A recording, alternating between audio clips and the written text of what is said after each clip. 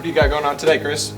Oh, I've got a pressure washing job I'm working on today. My nozzle has gone bad. I gotta get a new rotating nozzle, and I don't know, might grab a few other things. That's it. You gonna need back for this today? Nope, that's it. Just put it on my account. What's with all the dang road construction I have going no on? idea. Oh my gosh, it's loud and annoying. Have a good one. You too. See you later, Gabe.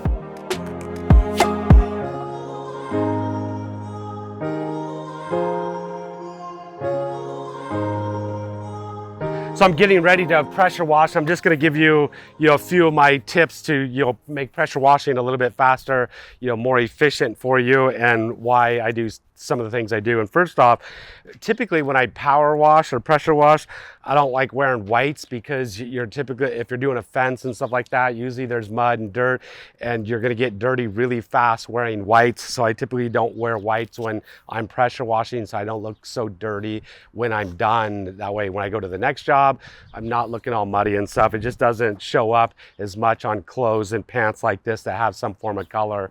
Here on this job, I'm using 2 tips. I typically always use 2 tips, a 0-degree straight shot tip, and I like one with an orifice that's pretty big that's going to throw out a lot of water up there. Typically like to use a pressure washer that's 4,000 psi because it's just going to throw up more water. You're going to be able to reach up higher places. It's going to flood the house a lot faster. So the bigger the pressure washer, the faster you're going to be pressure washing. Sometimes having these little nice ones, it's easier if you're by yourself because you can throw it in the back of your truck. The larger belt drive 4,000 psi ones I have, it takes 2 guys to get it in and out of a truck. Or if you're with your trailer, you can get out of your trailer by yourself. But rotating nozzle, I get a lot of feedback on the rotating nozzle where people are saying you're just going to tear up and damage things. It's easy to teach the new guy how to pressure wash with one of these things in literally a few minutes and not do any damage to the house. It's just a matter of just staying far away, moving yourself up close till you're comfortable to where it's actually agitating the surface and cleaning the surface but not damaging it. There's only been a few times ever in my career in 28 years where I've had employees ever damage anything on a house, and it was really minor and typically like screens. So the screens on this house are really oxidized, so we like to clean the windows, we like to clean the screens, but we stay pretty far away until we can get close to them, comfortable enough that we're not going to damage them, but we are going to clean them.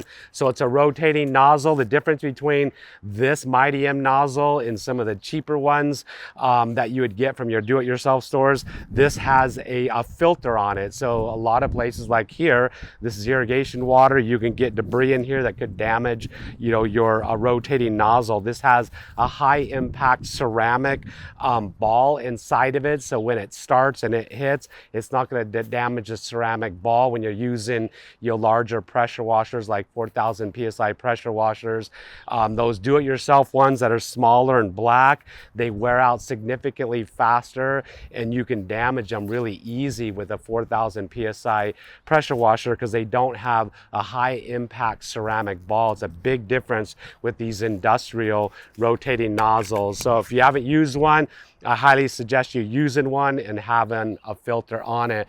Now, one tip when it comes to starting the pressure washer, you always want to pull the trigger on the pressure washer to release the pressure on the pressure washer. It'll make it a lot easier to pull start it. So I'm going to pull the trigger. It's going to be easier to pull start it. I don't want to have it down on concrete because it's going to start rotating. It's going to spin on the concrete and leave a big old clean spot on that concrete that's going to be very noticeable where you're at. So I'm going to set it on something like this when I get ready to pull start it. So I'm going to pull the trigger, make sure it's on, and then I'm going to pull start it, and we're going to start doing some pressure washing.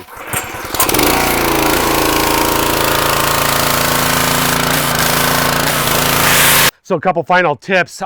One thing, when I'm using 2 tips, if I'm using a straight tip like this, I typically keep it in my mouth so I don't lose the thing.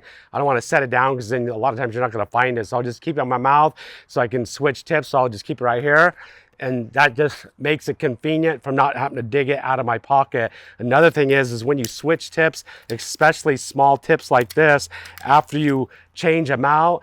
You don't want to point your gun at anything or at anybody when you pull the trigger. Always point it down, because 3 times in my career I've pulled the trigger and it launched this tip about 500 yards into space and I couldn't find it.